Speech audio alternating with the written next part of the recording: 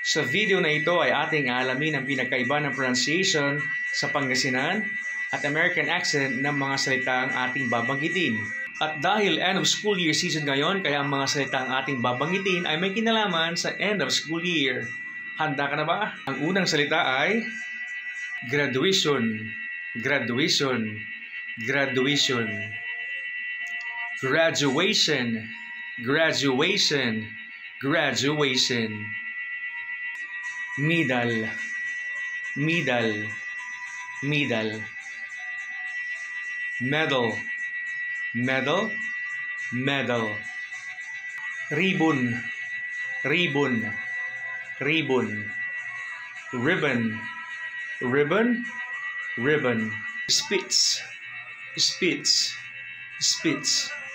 Speech, speech, speech.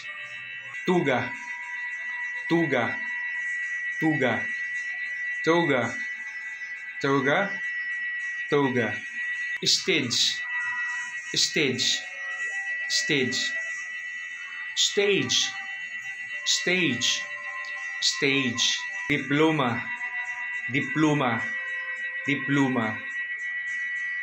Diploma, diploma, diploma. Congratulations, congratulations, congratulations. Congratulations, congratulations, congratulations.